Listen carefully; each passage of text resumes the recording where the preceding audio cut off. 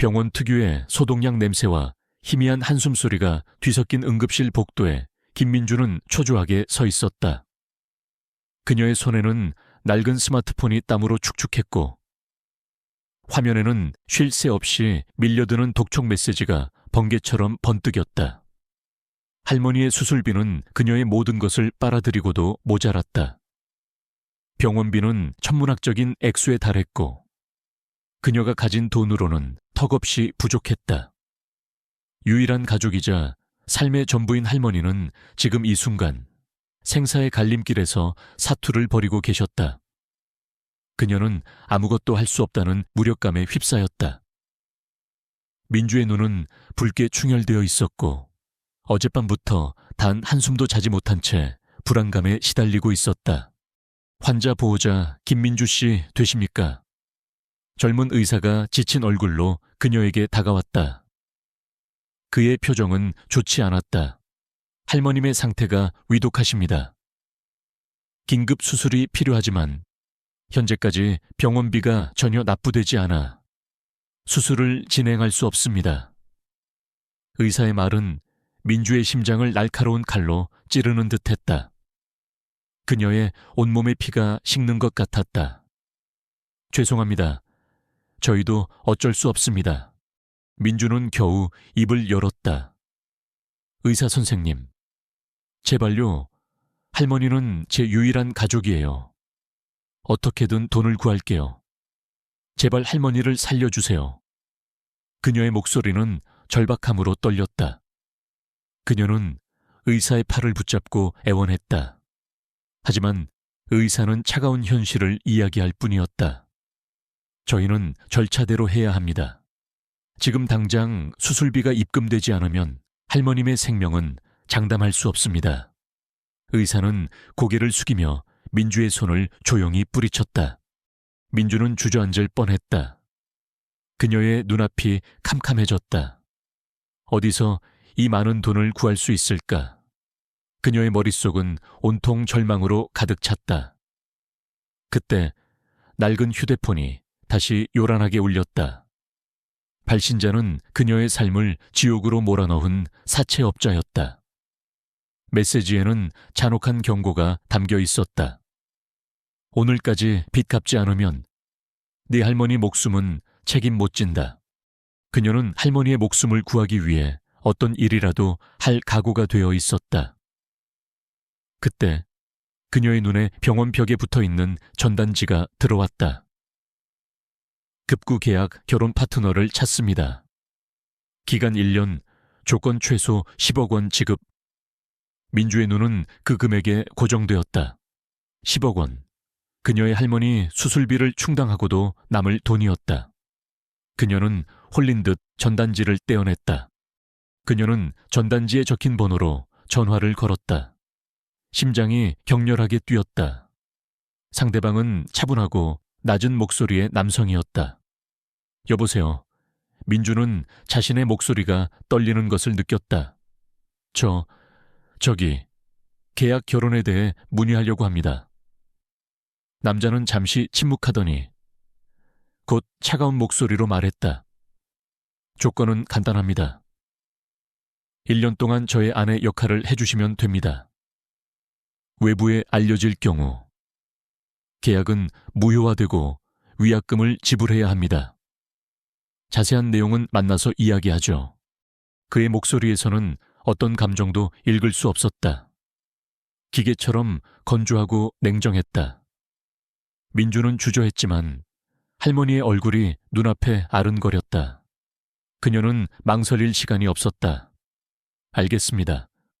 언제 어디서 만나면 될까요? 남자는 짧은 만남 시간을 알려주었다. 민주는 약속 장소로 향하는 내내 불안감에 휩싸였다. 그녀는 자신을 팔아 할머니를 살려야 한다는 생각에 죄책감과 동시에 필사적인 각오를 다졌다. 그녀의 발걸음은 무거웠지만 할머니를 살려야 한다는 일념으로 그녀는 멈출 수 없었다. 약속 장소는 강남의 한 고급 호텔 스위트룸이었다. 민주는 호텔 로비에 들어서자마자 압도적인 분위기에 위축되었다. 그녀의 낡은 옷차림은 이곳의 화려함과는 어울리지 않았다. 그녀는 심호흡을 하고 엘리베이터에 몸을 실었다. 스위트룸 문이 열리고 그녀의 눈앞에 한 남자가 서 있었다. 그는 완벽하게 재단된 블랙 슈트를 입고 있었고 그의 얼굴은 마치 조각상처럼 완벽했다. 날카로운 콧대와 깊은 눈매, 그리고 차갑게 다물린 입술은 그가 어떤 감정도 드러내지 않는 사람임을 보여주었다. 그의 눈빛은 짙은 밤색이었고 그녀를 스쳐 지나갈 때마다 차가운 기운이 느껴졌다. 그는 바로 한선우. 한국 경제를 쥐락펴락하는 거대 기업 JS그룹의 젊은 CEO였다. 민주는 그를 보자마자 숨이 멎는 듯 했다. 그는 그녀가 상상했던 낯선 남자와는 비교할 수 없는 존재였다. 그녀는 그가 이런 거대한 기업의 CEO일 줄은 상상도 하지 못했다. 그녀의 심장이 불안하게 뛰었다. 저기, 김민주라고 합니다. 그녀는 겨우 입을 열었다. 선우는 그녀를 위아래로 훑어보았다. 그의 시선은 차갑고 무감각했다. 들어오시죠. 그는 짧게 말하고는 몸을 돌려 안으로 들어갔다. 그의 목소리에서는 그녀에 대한 어떤 관심도 느껴지지 않았다. 민주는 그의 뒤를 따랐다. 스위트룸 안은 마치 다른 세상 같았다. 거대한 창문 너머로는 서울의 화려한 야경이 펼쳐져 있었고 실내에는 최고급 가구와 예술품들이 놓여 있었다. 그녀는 자신이 이곳에 어울리지 않는 이방인이라는 것을 깨달았다. 선우는 소파에 앉아 그녀에게 맞은편 자리를 가리켰다. 그는 그녀에게 계약서를 내밀었다. 조건은 간단합니다. 1년 동안 저의 아내 역할을 해주시면 됩니다. 외부에 알려질 경우 계약은 무효화되고 위약금은 100억 원입니다. 그의 목소리는 차갑고 단호했다. 원하는 금액은 얼마입니까? 민주는 그의 말에 충격을 받았다. 100억 원의 위약금이라니. 그녀의 입술이 바싹 말랐다. 저는 10억 원이 필요합니다. 할머니 수술비 때문에. 그녀는 더 이상 말을 잇지 못했다. 수치심이 그녀를 덮쳐왔다. 선우는 그녀의 말을 듣고 희미한 미소를 지었다. 그것은 비웃음 같기도 했고 연민 같기도 했다. 알겠습니다. 계약서에 서명하시면 바로 10억 원을 입금해 드리겠습니다. 그는 그녀의 눈을 뚫어지게 쳐다보았다. 그의 눈빛에는 그녀에 대한 어떤 감정도 읽을 수 없었다. 오직 차가운 비즈니스 관계만이 존재했다. 민주는 떨리는 손으로 계약서를 받아들었다. 내용은 그녀의 예상보다 훨씬 더 냉정했다. 부부로서의 의무, 사적인 접촉 금지, 철저한 비밀 유지 등 그녀의 마음은 무거웠지만 할머니의 생명 앞에서 그녀는 망설일 수 없었다. 그녀는 펜을 들고 자신의 이름을 서명했다. 그녀의 이름은 계약서 위에 마치 그녀의 영혼을 파는 듯한 느낌을 주었다. 선우는 그녀의 서명을 확인하고 만족한 듯 고개를 끄덕였다. 좋습니다. 오늘부터 당신은 나의 아내입니다. 외부에 우리는 행복한 부부로 보일 겁니다. 하지만 사적으로는 아무런 접촉도 없을 겁니다. 이것이 우리의 규칙입니다. 그는 그녀에게 차가운 시선을 던졌다. 그리고 당신은 내 과거에 대해 묻지 않아야 합니다. 나는 당신의 과거에 대해 묻지 않을 것입니다. 민주는 고개를 숙였다. 그녀는 자신을 팔아넘긴 듯한 죄책감에 시달렸다. 하지만 그녀는 할머니를 살릴 수 있다는 생각에 모든 것을 견뎌낼 수 있었다. 알겠습니다. 약속하겠습니다. 그녀의 목소리는 작게 떨렸다. 선우는 그녀에게 명함 한 장을 건넸다. 그의 개인 비서의 명함이었다. 내일부터 당신은 이 비서의 지시에 따라 행동해야 합니다. 당신의 새로운 신분과 생활에 대한 모든 것을 안내해 줄 겁니다. 그는 더 이상 그녀에게 관심이 없다는 듯. 몸을 돌려 창밖을 바라보았다. 민주는 스위트룸을 나섰다. 그녀의 발걸음은 무거웠지만 그녀의 마음속에는 할머니를 살릴 수 있다는 희망이 가득했다. 그녀는 휴대폰으로 병원에 전화를 걸어 수술비를 입금했다고 알렸다. 그리고 그녀는 할머니가 무사히 수술을 받기를 기도했다. 그녀의 새로운 삶, 계약 결혼이라는 잔인한 현실이 이제 막 시작된 것이었다. 그녀는 이 낯선 남자 한선우와 함께 어떤 길을 걷게 될지 알 수 없었다. 민주는 다음 날 아침 선우의 개인 비서인 박 비서로부터 전화를 받았다. 박 비서는 차분하고 빈틈없는 목소리로 그녀의 새로운 일정을 안내했다. 오늘부터 민주 씨는 한선우 총수님의 아내로서의 역할을 시작하게 됩니다.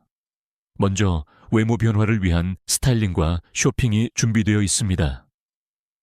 그녀는 민주의 어색하고 낡은 옷차림을 보고 재빨리 판단을 내린 듯했다. 민주는 아무런 이의를 제기할 수 없었다. 그녀는 할머니의 수술비가 이미 입금되었다는 박 비서의 말을 듣고 안도했다. 그녀는 박 비서와 함께 고급 백화점으로 향했다. 민주는 평생 한 번도 가본 적 없는 곳이었다. 그녀의 눈은 휘둥그레졌다. 디자이너 부티크와 명품 주얼리 매장들이 즐비했고 가격표는 그녀의 상상을 초월했다. 박 비서는 민주에게 옷을 고르도록 했지만 민주는 어떤 옷을 골라야 할지 몰라 어쩔 줄 몰라 했다. 그녀는 평생 수수하고 실용적인 옷만 입고 살았기 때문에 화려하고 값비싼 옷들은 그녀에게 어색하게 느껴졌다. 민주 씨, 총수님은 당신이 자신의 아내로서 품위를 지키기를 원하십니다. 박 비서는 부드럽게 지시했다. 당신은 이제 더 이상 평범한 사람이 아닙니다. 당신의 모든 행동과 외모는 총수님의 명예와 직결됩니다. 그녀는 민주에게 어울리는 옷들을 골라주었다. 민주는 자신의 의지와 상관없이 완벽하게 변신해야 했다. 머리부터 발끝까지. 그녀는 마치 다른 사람처럼 변해갔다. 그녀의 수수한 갈색 머리카락은 세련된 웨이브로 바뀌었고 그녀의 피부는 전문가의 손길로 매끄럽게 정돈되었다. 저녁에는 선우와 함께 참석해야 할 중요한 자선 파티가 있었다. 민주는 새로운 옷을 입고 거울 앞에 섰다. 그녀는 거울 속에 비친 자신의 모습에 놀랐다. 고급스러운 드레스와 주얼리는 그녀를 완전히 다른 사람으로 보이게 했다. 하지만 그녀의 눈빛은 여전히 불안하고 공허했다. 그녀는 이것이 자신의 모습이 아니라는 것을 알았다. 그녀는 그저 할머니를 위해 이 역할을 수행하는 배우일 뿐이었다. 선우는 파티 장소에서 기다리고 있었다. 그는 완벽하게 재단된 턱시도를 입고 있었고 그의 존재감은 파티장의 모든 사람들을 압도했다. 그의 주변에는 수많은 사람들이 모여 있었고 모두가 그에게 아첨하려 애썼다. 그의 얼굴은 여전히 차갑고 무표정했지만 그의 눈빛은 날카롭게 주변을 살폈다. 민주가 파티장에 들어서자마자 선우의 시선이 그녀에게 고정되었다. 그의 눈빛에는 미세한 흔들림이 있었다. 그는 그녀의 변신에 놀란 듯했지만 곧 다시 차가운 가면을 썼다. 그는 그녀에게 다가왔다. 늦었군요. 그의 목소리는 낮고 차가웠다. 하지만 민주는 그 목소리 속에 아주 미세한 감정의 변화를 감지했다. 그는 민주의 허리를 감싸 안고 파티장 안으로 들어섰다. 그의 손은 차가웠지만 그녀의 허리에 닿는 순간 알 수 없는 전류가 흘렀다. 민주는 그의 품에 안겨 마치 인형처럼 행동했다. 그녀는 사람들에게 인사를 건네고 미소를 지었지만 그녀의 마음은 공허했다. 그녀는 이 모든 것이 가짜라는 것을 알았다. 파티가 진행되는 동안 민주는 선우의 완벽한 모습을 지켜보았다. 그는 사람들과 대화하고 미소 짓고 농담을 주고받았지만 그의 눈빛은 여전히 차갑고 무감각했다. 그는 마치 감정을 숨기고 있는 듯했다. 민주는 그가 왜 계약 결혼을 선택했는지 궁금했다. 그의 완벽한 외모와 재력이라면 어떤 여자라도 그를 원할 것이었다. 하지만 그는 자신을 택했다. 왜일까? 민주는 파티장 한쪽에 서 있는 선우의 비서를 발견했다. 박 비서는 민주에게 다가와 작은 목소리로 말했다. 민주 씨, 잠시 총수님과 함께 저쪽으로 가시죠. 중요한 분들과 인사를 나누어야 합니다. 민주는 고개를 끄덕이고 선우의 뒤를 따랐다. 선우는 그녀를 자신의 비즈니스 파트너들에게 소개했다. 제 아내 김민주입니다. 그는 그녀를 소개할 때도 어떤 감정도 드러내지 않았다. 하지만 민주는 그의 손이 자신의 허리를 더 단단히 감싸는 것을 느꼈다. 그의 행동은 마치 그녀를 소유하려는 듯한 느낌을 주었다. 파티가 무르익을 무렵 선우의 오랜 친구이자 경쟁자인 최 이사, 최영우가 그들에게 다가왔다. 최영우는 서글서글한 인상이었지만 그의 눈빛은 날카로웠다. 그는 JS그룹의 주요 경쟁사인 K그룹의 이사였다. 한선우, 오랜만이야. 최영우는 선우에게 악수를 청했다. 네가 결혼했다는 소식은 듣고도 믿기지 않았는데 이렇게 아름다운 아내를 두다니. 그는 민주를 위아래로 훑어보았다. 그의 시선은 탐욕스럽고 음흉했다. 선우의 얼굴은 더욱 차가워졌다. 그는 최영우의 손을 잡았지만 그의 눈빛은 얼음처럼 날카로웠다. 최영우 이사, 오랜만이군. 내 아내에게 시선을 거두는 게 좋을 거야. 그의 목소리는 낮았지만 경고의 메시지가 담겨 있었다. 최영우는 피식 웃었다. 하하, 질투심 많은 남편이라니. 의외인데 네가 이렇게 감정적인 모습을 보이는 건 처음 보는군. 그는 민주의 손에 들린 샴페인 잔을 힐끗 보았다. 아, 그러고 보니 전에 만났던 적이 있었던가 어디선가 본 듯한 얼굴인데. 민주는 심장이 철렁했다. 최영우는 그녀가 아르바이트를 하던 호텔에서 잠시 마주쳤던 적이 있었다. 그녀는 그에게서 불쾌한 시선을 느꼈었기에 기억하고 있었다. 그녀는 자신의 신분이 드러날까봐 두려웠다. 그녀는 선우의 옆에 바싹 붙어 섰다. 선우는 민주의 긴장한 표정을 읽었다. 그는 재빨리 민주의 손을 잡고 자신의 팔짱을 끼게 했다. 내 아내는 어딜 가도 눈에 띄는 미모를 가지고 있지. 그래서 착각했을 수도 있겠군. 선우의 목소리는 여전히 차가웠지만 그의 행동은 민주를 보호하려는 듯했다. 최영우는 의미심장한 미소를 지었다. 그래 뭐, 그럴 수도 있지. 하지만 한선우, 네가 이렇게 서둘러 결혼한 이유가 궁금하군. 혹시 JS그룹의 주가를 올리기 위한 쇼는 아니겠지. 그는 선우의 약점을 건드리려 했다. 선우의 눈빛이 더욱 날카로워졌다. 최 이사, 나의 결혼은 비즈니스와 아무런 관련이 없다. 그리고 너의 오만함이 언젠가 너를 파멸로 이끌 것이라는 것을 명심해라. 그의 목소리는 낮았지만 강력한 경고가 담겨 있었다. 최영우는 더 이상 말을 잇지 못하고 자리를 떴다. 민주는 그의 뒷모습을 보며 안도했지만 동시에 불안감을 느꼈다. 최영우는 분명히 그녀에게 뭔가 의심하고 있는 듯했다. 그녀의 계약 결혼이 밝혀질 경우 모든 것이 무너질 수 있었다. 파티가 끝난 후 선우와 민주는 함께 차를 타고 집으로 돌아왔다. 차 안에서는 침묵만이 흘렀다. 민주는 창밖을 내다보며 오늘 밤의 일을 되새겼다. 그녀는 선우가 자신을 보호하려 했다는 것을 느꼈다. 그의 차가운 행동 뒤에는 알 수 없는 배려가 숨겨져 있었다. 집에 도착하자 선우는 그녀에게 짧게 말했다. 오늘 수고했다. 내일은 개인적으로 스케줄이 비어 있으니 자유롭게 시간을 보내도 좋다. 그는 그녀에게 어떤 기대도 하지 않는다는 듯 차가운 말투로 말했다. 민주는 고개를 숙였다. 감사합니다. 총수님. 그녀는 그에게서 등을 돌려 자신의 방으로 향했다.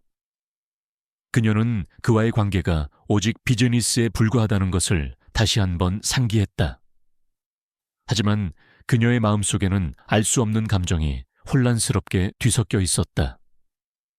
그녀는 할머니를 위해 이 모든 것을 견뎌낼 수 있을 것이라고 스스로에게 되뇌었다. 그러나 그녀의 마음 한구석에는 낯선 남자에 대한 호기심과 함께 미묘한 끌림이 피어나고 있었다. 민주는 할머니의 수술이 성공적으로 끝났다는 소식을 듣고 비로소 안도할 수 있었다. 그녀는 병실에 누워 깊은 잠에 빠진 할머니의 손을 잡고 눈물을 흘렸다. 그녀의 마음속에는 할머니를 살릴 수 있었다는 기쁨과 함께 계약 결혼이라는 현실이 주는 복잡한 감정이 뒤섞여 있었다. 그녀는 이제 선우의 아내로서의 삶을 살아가야 했다. 그것은 그녀에게 낯설고 때로는 견디기 힘든 역할이었다. 며칠 후 민주는 선우의 집으로 돌아왔다. 거대한 저택은 여전히 그녀에게는 차갑고 낯선 공간이었다. 그녀는 자신의 방으로 돌아와 침대에 앉았다. 문득 서랍 속에 넣어두었던 낡은 앨범이 생각났다. 앨범 속에는 할머니와 함께 찍은 사진들이 가득했다. 어린 시절, 할머니와 함께 해맑게 웃던 자신의 모습, 소박하지만 행복했던 추억들이 담겨 있었다. 그녀는 사진들을 보며 눈물을 흘렸다.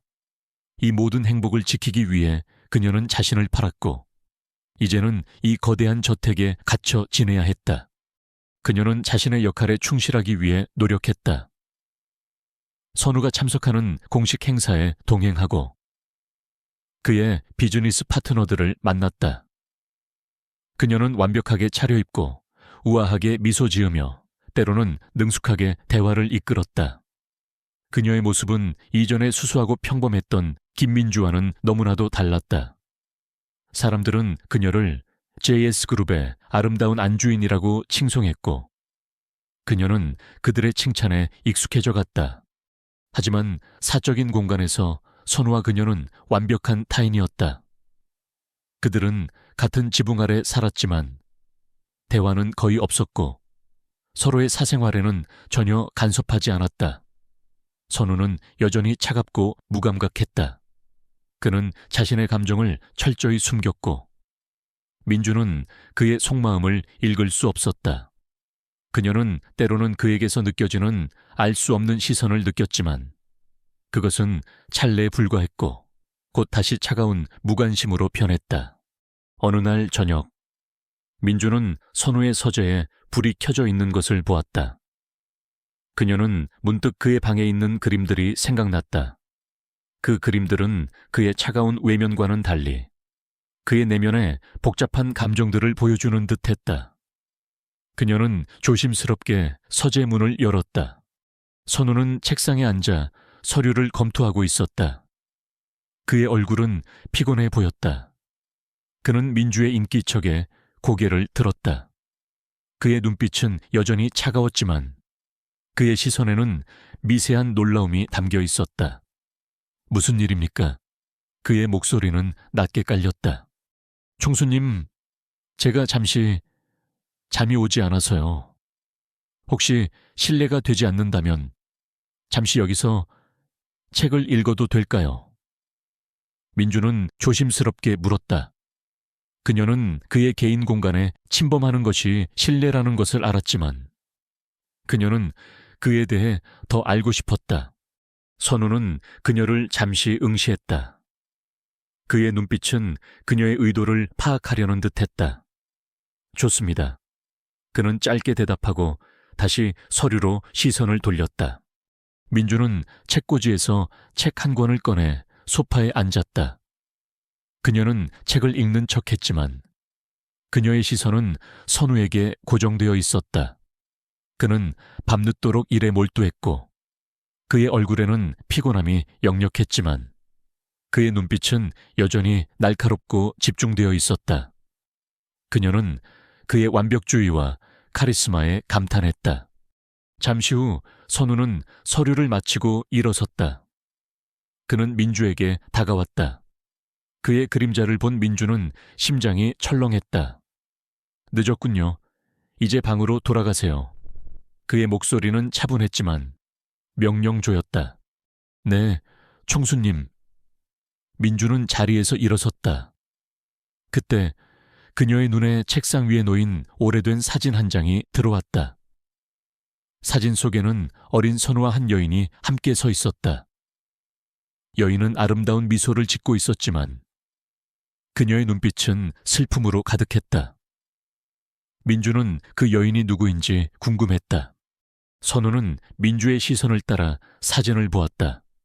그의 얼굴은 잠시 경직되었고 그의 눈빛에는 깊은 슬픔이 스쳤다. 그는 재빨리 사진을 뒤집어 놓았다. 더 이상 여기 있지 마세요. 쉬세요. 그의 목소리는 차가워졌고 민주는 더 이상 머물 수 없다는 것을 느꼈다. 민주는 방으로 돌아왔지만 잠을 이룰 수 없었다. 그녀는 그 사진 속 여인이 누구인지 궁금했다. 그녀는 선우의 차가운 외면 뒤에 숨겨진 상처를 본 듯했다. 그에게도 아픔이 있었다는 것을 깨달았다. 그녀는 그에게서 느껴지는 알 수 없는 끌림이 더욱 강해지는 것을 느꼈다. 다음 날 아침 민주는 박 비서에게 조심스럽게 물었다. 박 비서님, 선우 총수님 서재에 있는 사진 속 여인 누구인가요? 박 비서의 얼굴은 잠시 굳어졌다. 그것은 민주 씨가 알 필요 없는 일입니다. 그녀의 목소리는 단호했다. 총수님의 개인적인 과거에 대해서는 절대 언급하지 마십시오. 그것이 계약 조건입니다. 민주는 더 이상 질문할 수 없었다. 하지만 그녀의 호기심은 더욱 커졌다. 그녀는 그 여인이 선우의 과거와 깊은 관련이 있다는 것을 직감했다. 그녀는 선우의 차가운 외면 뒤에 숨겨진 비밀을 파헤치고 싶었다. 며칠 후, 민주는 선우가 중요한 비즈니스 미팅을 위해 해외로 출장 간다는 소식을 들었다. 그녀는 그가 없는 동안 그의 과거에 대해 더 알아보고 싶었다. 그녀는 박 비서에게 몰래 서재 열쇠를 부탁하여 서재에 들어갔다. 서재는 여전히 고요했다. 민주는 책상으로 다가가 뒤집혀 있는 사진을 조심스럽게 들었다. 사진 뒷면에는 희미하게 글씨가 쓰여 있었다. 나의 유일한 빛, 지수. 민주는 지수라는 이름이 그녀에게 의미하는 바가 무엇인지 궁금했다. 그녀는 인터넷으로 한선우 지수를 검색했다. 검색 결과는 그녀에게 충격적인 진실을 보여주었다. 지수는 한선우의 약혼녀였고 몇 년 전 의문의 교통사고로 사망했다는 기사가 떴다. 기사에는 지수의 아름다운 사진과 함께 그녀의 죽음이 선우에게 큰 충격을 주었다는 내용이 담겨 있었다. 민주는 그의 차가운 외면 뒤에 숨겨진 깊은 상처를 이해하게 되었다. 그는 사랑하는 사람을 잃은 슬픔 때문에 자신의 감정을 억누르고 있었던 것이었다. 그때 민주의 눈에 책상 아래 작은 상자가 들어왔다. 그녀는 상자를 열었다. 상자 안에는 지수가 사용했던 것으로 보이는 머리핀과 작은 손수건, 그리고 낡은 일기장이 들어있었다. 일기장은 지수의 것이었다. 민주는 망설였지만 그녀는 지수의 일기장을 펼쳤다. 일기장에는 지수의 아름다운 글씨체로 빼곡히 채워져 있었다. 그녀는 일기장에 선우에 대한 깊은 사랑과 행복을 기록했다. 하지만 마지막 몇 페이지에는 알 수 없는 불안감과 두려움이 담겨 있었다. 그녀는 누군가 자신을 미행하고 있다는 느낌을 받았고 자신의 생명이 위협받고 있다고 느끼는 듯했다. 그리고 마지막 페이지에는 희미하게 최 이사라는 글자가 쓰여 있었다. 민주는 심장이 철렁했다. 최 이사는 바로 선우의 경쟁자이자 그녀에게 불쾌한 시선을 보냈던 최영우였다. 민주는 지수의 죽음이 단순한 사고가 아닐 수도 있다는 불길한 예감에 사로잡혔다. 그녀는 일기장을 조심스럽게 상자에 다시 넣고 서재를 나왔다. 그녀는 선우의 차가운 외면 뒤에 숨겨진 비극적인 과거를 알게 되었다. 그리고 동시에 그녀는 그가 왜 계약 결혼을 선택했는지, 그리고 그가 왜 그토록 자신의 감정을 숨기고 살아왔는지 이해하게 되었다. 그녀의 마음속에는 그에 대한 연민과 함께 그를 돕고 싶은 강렬한 충동이 일어났다. 민주는 지수의 일기장을 통해 한선우의 과거를 알게 된 후 충격과 혼란에 휩싸였다. 그녀는 선우의 차가운 외면 뒤에 숨겨진 깊은 상처와 비극적인 사랑 이야기를 이해하게 되었다. 그의 약혼녀 지수의 죽음이 단순한 사고가 아닐 수도 있다는 의심은 그녀의 마음속에 강렬한 호기심을 불러일으켰다. 특히 최영우라는 이름이 일기장에 언급된 것은 민주의 직감을 더욱 확고하게 만들었다. 그녀는 선우가 왜 그토록 감정을 억누르고 살아왔는지, 그리고 왜 계약 결혼을 선택했는지 비로소 깨달았다. 그녀의 마음속에는 그에 대한 연민과 함께 그를 돕고 싶은 강렬한 충동이 일어났다. 그녀는 지수의 죽음 뒤에 숨겨진 진실을 파헤치기로 결심했다. 그녀는 기자로서의 직업 정신과 인간적인 연민이 뒤섞인 감정으로 이 사건에 접근하기 시작했다. 그녀는 먼저 지수의 교통사고 기록과 당시의 경찰 조사 보고서를 찾아보았다. 공식적인 기록에는 단순 사고로 종결되어 있었지만 민주는 사건 현장 사진과 증언들을 꼼꼼히 살폈다. 그녀는 사고 현장에 미세한 흔적들을 발견했고 그것들이 단순한 사고가 아닐 수 있다는 의심을 더욱 증폭시켰다. 타이어 자국, 차량 파손 부위, 그리고 주변 CCTV 영상에서 발견된 작은 그림자, 모든 것이 그녀에게 의문을 던졌다. 민주는 지수의 일기장에 언급된 최 이사에 대해 다시 한번 조사했다. 최영우는 JS그룹의 경쟁사인 K그룹의 이사였고 한선우와는 오랜 경쟁 관계에 있었다. 그녀는 최영우의 과거 행적과 비즈니스 거래들을 꼼꼼히 살폈다. 그의 사업 방식은 종종 불투명했고 그는 권모술수에 능하다는 평판을 가지고 있었다. 특히 그녀는 최영구가 과거에 여러 차례 JS그룹의 중요 프로젝트를 방해하려 했다는 사실을 발견했다. 그녀는 최영구가 지수의 죽음과 관련이 있을 수 있다는 가설을 세웠다. 만약 지수가 선우의 약혼녀가 아니라면 그의 가장 큰 약점은 무엇이었을까? 그것은 바로 JS그룹의 핵심 기술이나 기밀 정보일 수 있었다. 민주는 지수가 선우의 비즈니스 비밀을 알고 있었을 가능성을 염두에 두었다. 그리고 최영구가 지수에게 접근하여 정보를 빼내려 했거나 혹은 지수가 그에게 방해가 되어 제거하려 했을 수도 있다는 끔찍한 상상을 했다. 민주는 밤낮으로 자료를 검토하고 관련 인물들을 찾아다녔다. 그녀는 익명으로 지수와 관련된 사람들에게 접근하여 당시의 상황에 대한 미묘한 단서들을 수집했다. 그녀는 지수의 친구들과 가족들을 찾아갔지만 그들은 대부분 말을 아꼈다. 하지만 민주는 그들의 눈빛에서 알 수 없는 두려움을 읽었다. 그들은 뭔가 숨기고 있는 듯했다. 그러던 중 민주는 지수와 함께 일했던 한 연구원을 만났다. 그는 지수가 사망하기 며칠 전 그녀가 매우 불안해했으며 누군가 자신을 미행하고 있다고 느꼈다고 증언했다. 또한 지수가 자신의 USB에 중요한 자료를 백업해 두었다는 말을 했다는 사실도 알게 되었다. 민주는 그 USB가 지수의 죽음에 대한 진실을 밝힐 결정적인 단서가 될 것이라고 직감했다. 하지만 그 USB가 어디에 있는지 알 수 없었다. 민주는 지수의 일기장을 다시 펼쳤다.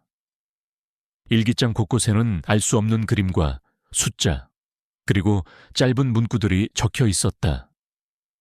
민주는 그것들이 단순한 낙서가 아니라 어떤 암호일 수 있다는 생각에 사로잡혔다.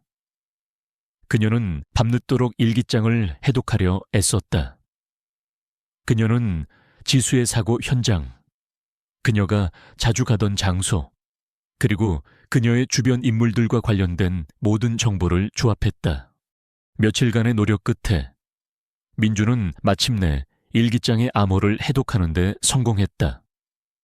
암호는 지수가 어린 시절부터 소중히 여기던 인형 속에 USB를 숨겨두었다는 것을 가리키고 있었다. 그 인형은 지수의 본가에 보관되어 있었고, 그녀의 부모님은 딸의 유품을 건드리지 않고 고스란히 보관하고 계셨다. 민주는 지수의 부모님을 찾아갔다. 그녀는 자신을 한선우의 아내라고 소개하며 조심스럽게 인형을 찾겠다고 말했다.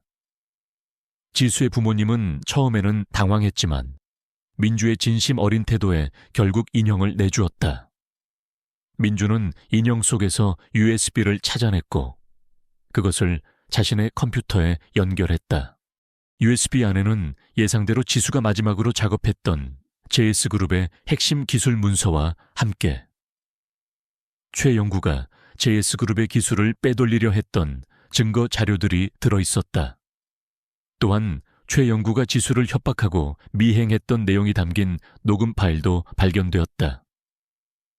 녹음 파일 속에는 최영우의 음성이 분명하게 담겨 있었고 그는 지수를 위협하며 중요한 기술 정보를 넘기라고 종용하고 있었다. 그리고 마지막 파일은 지수가 죽기 직전 녹음한 음성 파일이었다.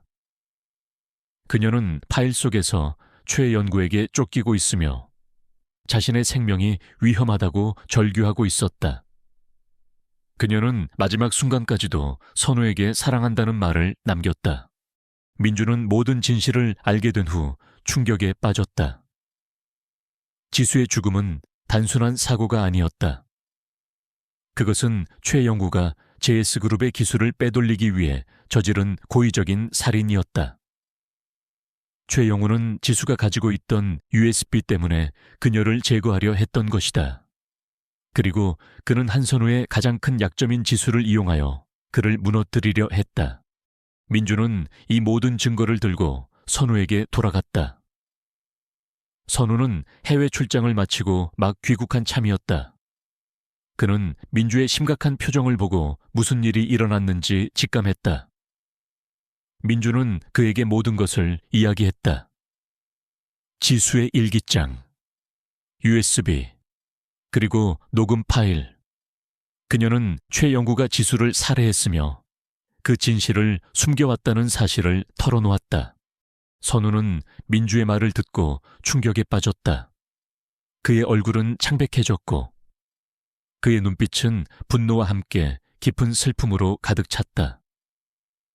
그는 지수의 죽음이 단순한 사고가 아니라는 것을 직감적으로 알고 있었지만 그 진실을 마주할 용기가 없었다. 그는 자신의 가장 사랑하는 사람을 지키지 못했다는 죄책감에 시달리고 있었다. 최영우, 내가 너를 가만두지 않을 것이다. 선우는 이를 악물고 말했다. 그의 목소리는 낮았지만 강력한 분노가 담겨 있었다. 그의 눈빛은 불타올랐고 그는 복수를 다짐했다. 민주는 그의 손을 잡았다. 총수님, 이 모든 증거들을 가지고 최영우를 고발해야 합니다. 그는 자신의 죄에 대한 대가를 치러야 합니다. 선우는 민주를 쳐다보았다. 그녀의 눈빛은 그에게 용기를 주었다. 그는 그녀의 손을 잡고 자신의 모든 것을 드러냈다. 그는 더 이상 약한 남자가 아니었다. 그는 복수를 위해, 그리고 지수의 명예를 위해 싸울 준비가 되어 있었다. 선우는 민주가 찾아낸 증거들을 바탕으로 최영우를 고소했다. 그는 JS그룹의 모든 법무팀을 동원하여 최영구를 압박하기 시작했다. 언론은 이 소송에 집중했고 최 영구는 전례 없는 위기에 처했다. 그는 자신의 죄를 숨기려 했지만 민주가 찾아낸 증거들은 너무나도 강력했다. 최 영구는 재판에서 자신의 죄를 부인하려 했지만 녹음 파일과 다른 증거들은 그를 궁지로 몰아넣었다. 그의 과거 비리들과 JS그룹의 기술을 빼돌리려 했던 행각도 함께 드러났다. 법정은 혼란에 빠졌고 최영우는 대중의 지탄을 받았다. 재판이 진행되는 동안 민주는 선우의 옆에서 그를 지지했다. 그녀는 그에게 용기를 주었고 그가 자신의 상처를 치유하도록 도왔다. 선우는 민주의 존재가 자신에게 얼마나 큰 힘이 되는지 깨달았다. 그는 그녀가 단순한 계약 아내가 아니라는 것을 인정했다. 그녀는 그의 삶에 없어서는 안 될 존재가 되었다. 최영우를 향한 법정 공방은 치열하게 전개되었다. JS그룹의 법무팀은 한선우의 지휘 아래 모든 역량을 쏟아부었고 최영우 측은 필사적으로 모든 증거를 부인하며 상황을 모면하려 했다. 민주는 선우의 옆에서 그를 돕고 증거를 재정리하며 재판에 필요한 모든 지원을 아끼지 않았다. 그녀는 법정에서 최영우의 거짓말과 비열한 태도를 직접 목격하며 분노를 느꼈고 지수의 죽음 뒤에 숨겨진 진실이 반드시 밝혀져야 한다고 더욱 확신했다. 선우는 재판이 진행될수록 점차 변화해갔다.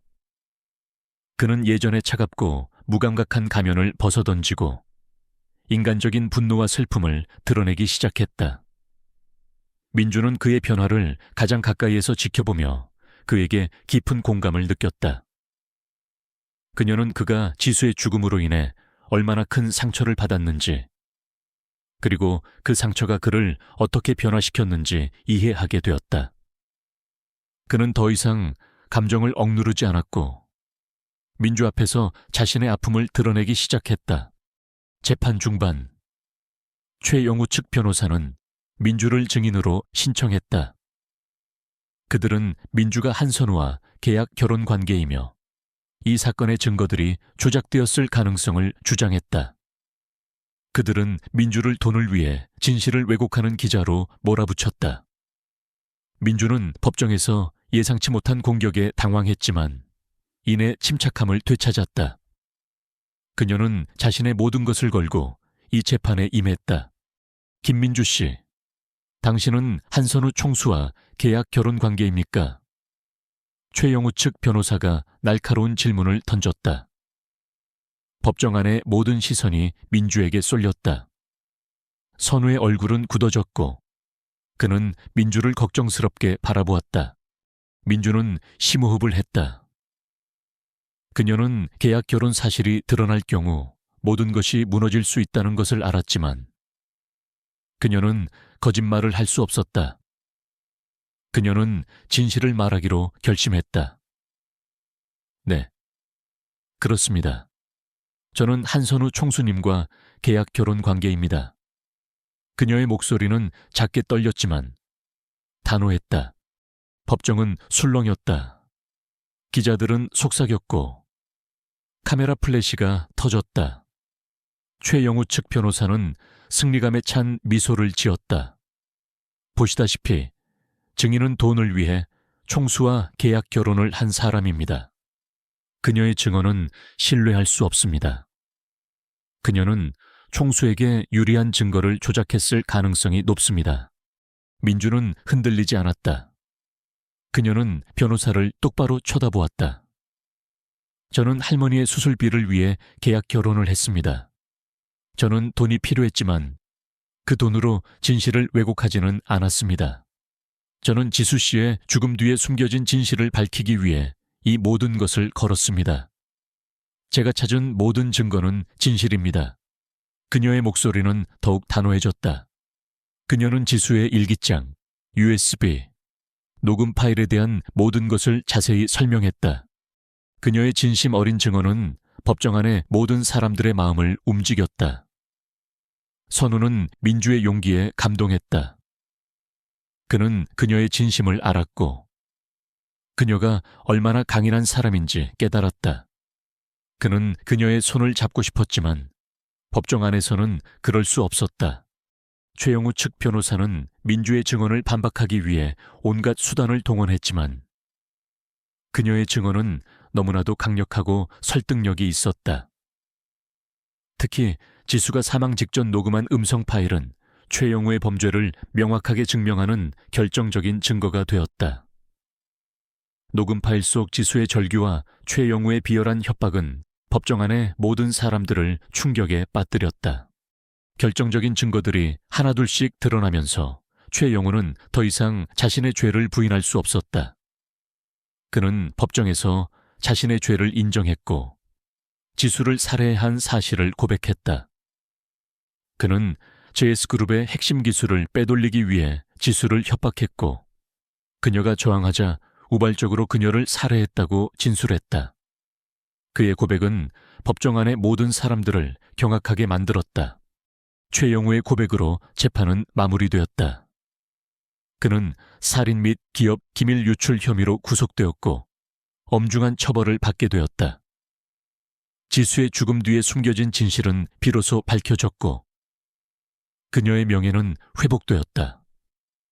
선우는 지수의 죽음의 진실을 알게 된 후 깊은 슬픔에 잠겼지만 동시에 그녀의 한을 풀어줄 수 있었다는 사실에 안도했다. 재판이 끝난 후 선우는 민주에게 다가갔다. 그의 눈빛은 이전보다 훨씬 더 깊고 부드러워졌다. 김민주 씨, 정말 감사합니다. 그의 목소리에는 진심이 담겨 있었다. 당신 덕분에 지수의 한을 풀어줄 수 있었습니다. 그리고 당신 덕분에 저는 제 자신을 마주할 수 있게 되었습니다. 민주는 그의 눈을 쳐다보았다. 그의 눈빛에서 그녀는 그에 대한 깊은 감사와 함께 알 수 없는 감정을 읽었다. 총수님, 이제 당신은 자유로워졌습니다. 그녀는 그의 손을 잡았다. 그녀의 손은 따뜻했고 그의 마음에 알 수 없는 평화가 찾아왔다. 재판이 끝나고 며칠 후 선우는 민주에게 계약 결혼에 대한 이야기를 꺼냈다. 김민주 씨, 우리의 계약 결혼은 이제 더 이상 의미가 없습니다. 그의 목소리는 차분했지만 민주의 심장은 철렁했다. 그녀는 그와의 관계가 끝났다는 것을 깨달았다. 이제 당신은 자유입니다. 원하시는 대로 살 수 있습니다. 민주는 고개를 숙였다. 그녀는 슬픔을 감출 수 없었다.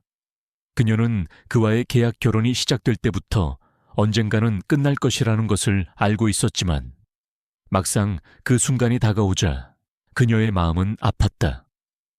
그녀는 그와 함께하면서 그를 이해하게 되었고 그에게 알 수 없는 감정을 느끼게 되었다. 그녀는 그를 사랑하게 되었다. 선우는 민주의 표정을 읽었다. 그는 그녀의 손을 잡고 부드럽게 말했다. 하지만 저는 당신을 놓아주고 싶지 않습니다. 그의 목소리는 낮고 진심이었다. 이지혜 기자, 아니, 김민주 씨, 저는 당신을 사랑합니다. 저는 당신이 저의 진짜 아내가 되어주기를 바랍니다. 민주는 그의 말에 눈을 크게 떴다. 그녀는 그가 자신에게 사랑을 고백할 것이라고는 상상도 하지 못했다. 그녀의 눈에서는 뜨거운 눈물이 흘러내렸다. 그녀는 그에게 안겨 그의 품속에서 울었다. 총수님, 저도 당신을 사랑합니다. 그녀의 목소리는 흐느낌에 잠겼다. 선우는 민주를 품에 안고 부드럽게 속삭였다. 이제 당신은 더 이상 저의 계약 아내가 아닙니다. 당신은 저의 유일한 사랑이자 저의 가족입니다. 그는 그녀의 머리를 쓰다듬으며 키스했다. 그의 키스는 따뜻하고 진심이었다. 두 사람은 함께 할머니를 병원에서 퇴원시켰다. 할머니는 민주가 선우와 결혼했다는 소식에 놀라움과 함께 행복해하셨다. 민주는 할머니에게 모든 진실을 이야기했다. 할머니는 민주의 용기에 감탄했고 선우에게 감사 인사를 전했다. 가족이라는 이름으로 세 사람은 새로운 시작을 맞이했다. 민주는 더 이상 돈과 계약에 얽매이지 않았다. 그녀는 진정한 사랑과 행복을 찾았다. 민주와 선우의 관계는 계약 결혼이라는 틀을 벗어나 진정한 사랑으로 발전했다. 그들의 결혼은 더 이상 세상에 대한 거짓된 가면이 아니었다. 민주는 선우의 옆에서 그를 지지하며 그의 상처를 치유하는 데 큰 역할을 했다. 선우 역시 민주 덕분에 자신의 감정을 다시 느끼고 세상과 소통하는 법을 배우게 되었다. 그는 민주에게서 진정한 사랑과 행복을 찾았고 그녀의 존재는 그의 삶에 없어서는 안 될 부분이 되었다. 최영우의 구속은 JS그룹에게 큰 파장을 불러왔다. K그룹은 리더십 공백과 비리 스캔들로 인해 휘청거렸고 JS그룹은 이 기회를 틈타 시장 지배력을 더욱 확고히 했다. 선우는 최영구가 남긴 잔재를 정리하고 JS그룹의 투명하고 윤리적인 경영을 강화하는 데 주력했다. 그는 자신의 경험을 바탕으로 기업의 사회적 책임을 강조했고 직원들의 복지에 더욱 신경 썼다. 하지만 최영우의 지지 세력은 여전히 남아있었다. 그들은 최영구가 구속된 후에도 끊임없이 선우와 JS그룹을 흔들려 했다. 특히 최영우의 오른팔이었던 이사 박성호는 최영구의 복수를 다짐하며 은밀하게 움직였다. 박성호는 K그룹 내에서 최영우의 비리를 묵인하고 동조했던 인물로 최영우의 핵심적인 조력자였다. 그는 최영구가 구속되자 표면적으로는 선우에게 협조하는 척했지만 뒤로는 최영우의 지지 세력을 규합하고 있었다. 박성호는 선우가 민주를 보호하기 위해 계약 결혼 사실을 공개했다는 점을 약점으로 이용하려 했다. 그는 언론의 익명으로 민주의 과거, 즉 그녀가 사채에 얽매였고 할머니의 병원비를 위해 계약 결혼을 할 수밖에 없었다는 사실을 흘렸다. 대중은 이미 민주와 선우의 사랑 이야기에 감동했지만 일부 언론은 민주의 과거를 끄집어내며 그녀를 돈 때문에 결혼한 여자로 매도하려 했다. 대중의 시선은 다시 한번 흔들리기 시작했다. 민주는 자신의 과거가 다시 수면 위로 떠오르자 심한 스트레스를 받았다. 그녀는 선우에게 폐를 끼칠까봐 걱정했고 그의 명성에 누를 끼칠까봐 두려웠다. 선우는 민주의 불안감을 알아채고 그녀를 다독였다. 민주 씨, 걱정하지 마세요. 당신은 당신의 할머니를 위해 최선을 다했습니다. 아무도 당신을 비난할 자격이 없습니다. 나는 당신의 과거를 모두 알고 있고 당신을 사랑합니다. 그는 그녀의 손을 잡고 따뜻하게 말했다. 선우는 박성호의 움직임을 주시했다. 그는 박성호가 최영우의 지시를 받고 JS그룹을 흔들려 하고 있다는 것을 직감했다. 그는 박성호의 과거 행적과 비즈니스 거래들을 다시 조사하기 시작했다. 그는 박성호가 최영우의 비리에 깊숙이 연루되어 있으며 그 역시 상당한 불법 자금을 축적했음을 알아냈다. 선우는 박성호의 음모를 막기 위해 철저한 계획을 세웠다.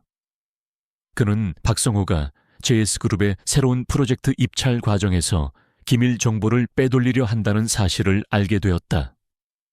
그는 박성호가 함정에 빠지도록 유인했고 민주에게 이 계획을 알려주었다.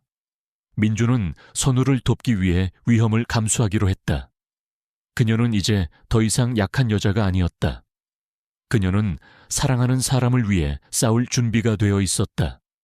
JS그룹의 새로운 프로젝트 입찰일. 박성호는 선우에게 접근하여 프로젝트의 기밀 정보를 빼돌리려 했다.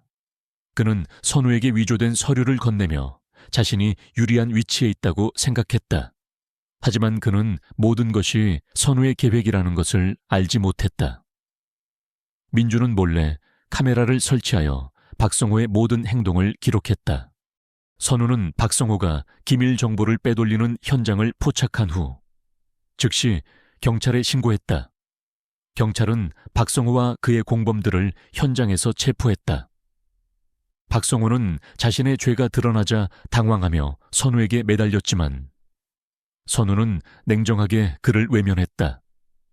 언론은 박성호의 체포 소식을 대서특필했고 최영우 잔재 세력의 음모는 완전히 드러났다. 이 사건으로 민주의 과거에 대한 논란은 완전히 종식되었다. 대중은 그녀가 단순한 돈 때문에 결혼한 여자가 아니라 정의를 위해 용감하게 싸운 사람이라는 것을 깨달았다. 그녀는 여론의 비난을 받으면서도 진실을 위해 싸웠고 사랑하는 사람을 지키기 위해 위험을 감수했다. 민주는 이제 언론의 새로운 영웅으로 떠올랐다. 사건이 해결된 후 선우는 민주와 함께 할머니를 모시고 조용한 시골 마을로 여행을 떠났다. 그들은 그곳에서 평화로운 시간을 보냈다. 민주는 할머니와 함께 산책하고 선우와 함께 요리를 하며 소박한 행복을 느꼈다. 선우는 민주에게 자신의 진심을 담아 고백했다. 민주 씨, 당신은 저의 삶의 가장 큰 선물입니다. 당신 덕분에 저는 진정한 행복이 무엇인지 알게 되었습니다. 민주는 선우의 품에 안겨 그의 진심을 느꼈다. 그녀는 더 이상 불안하거나 두려워하지 않았다. 그녀는 그에게서 진정한 안정감을 느꼈다. 선우 씨, 당신은 저의 유일한 사랑이자 저의 가족입니다. 그녀의 눈에서는 행복의 눈물이 흘러내렸다. 그들은 시골 마을의 작은 교회에서 조용히 결혼식을 올렸다. 화려한 결혼식 대신 그들은 소박하고 진심 어린 서약을 나누었다. 할머니는 그들의 결혼을 축복했고 그들의 미래를 응원했다. 민주는 하얀 웨딩드레스를 입고 선우의 손을 잡았다. 그녀는 이제 진정한 사랑을 찾았고 그녀의 삶은 새로운 시작을 맞이했다. 민주와 선우는 계약 결혼이라는 굴레를 완전히 벗어던지고 진정한 부부로서의 삶을 시작했다. 최영우와 박성호의 몰락으로 JS그룹은 더욱 견고해졌고 선우는 투명하고 윤리적인 경영을 통해 기업의 사회적 책임을 다하는 데 집중했다. 그는 민주와 함께 소외계층을 위한 자선 사업을 확장하고 젊은 인재들을 육성하는 데 적극적으로 투자했다. 민주는 이제 단순한 총수의 아내가 아니라 선우의 가장 든든한 조력자이자 그의 비전을 함께 나누는 동반자가 되었다. 그녀는 할머니의 건강을 돌보며 행복한 일상을 보냈고 그녀의 삶은 더 이상 과거의 그림자에 갇혀 있지 않았다. 하지만 그들의 행복이 영원할 것 같던 순간 예상치 못한 위기가 찾아왔다. JS그룹의 핵심 기술이 외부로 유출되는 사건이 발생한 것이다. 이는 최영우 사건 이후 처음으로 발생한 대형 보안 사고였고 JS그룹의 명성과 시장 지배력에 치명적인 타격을 줄 수 있는 상황이었다. 선우는 이 사건의 깊은 책임감을 느꼈고 범인을 찾기 위해 밤낮으로 매달렸다. 수사 결과 내부 직원의 소행으로 밝혀졌다. 범인은 JS그룹의 연구원이자 선우가 어린 시절부터 아끼던 후배였던 김도현이었다. 김도현은 과거 최영우의 회유에 넘어갔던 인물 중 하나였지만 선우가 그를 감싸고 기회를 주었던 터였다. 선우는 김도현의 배신에 큰 충격과 배신감을 느꼈다. 그는 믿었던 사람에게 뒤통수를 맞은 것 같았다. 민주는 선우의 고통을 함께 나누었다. 그녀는 그에게 용기를 주었고 이성적으로 상황을 판단하도록 도왔다. 선우 씨, 당신은 최선을 다했습니다. 김도현의 배신은 당신의 잘못이 아닙니다. 중요한 것은 지금 우리가 어떻게 이 위기를 극복하느냐입니다. 그녀는 그의 옆에서 묵묵히 그를 지지했다. 선우는 김도현을 직접 만났다. 김도현은 자신의 죄를 인정하며 선우에게 용서를 빌었다. 그는 자신의 가족이 최영우의 잔재 세력에게 협박당했으며 어쩔 수 없이 기술을 유출할 수밖에 없었다고 고백했다. 그는 눈물을 흘리며 선우에게 도움을 요청했다. 그는 자신이 최영우에게 이용당했다는 사실에 괴로워하고 있었다. 선우는 복잡한 감정에 휩싸였다. 그는 김도현을 용서해야 할지 아니면 정의의 심판을 받게 해야 할지 고민했다. 민주는 선우에게 조언했다. 선우 씨, 김도현의 배신은 분명 잘못된 일입니다. 하지만 그의 가족이 위험에 처해 있었다는 사실도 고려해야 합니다. 당신은 정의를 구현해야 하지만 동시에 인간적인 연민도 잊지 마십시오. 선우는 민주의 조언을 받아들였다.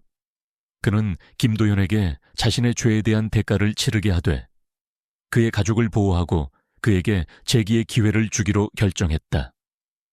선우는 JS그룹의 법무팀을 통해 김도현의 가족을 보호하고 최영우의 잔재 세력이 더 이상 그들을 위협하지 못하도록 막았다.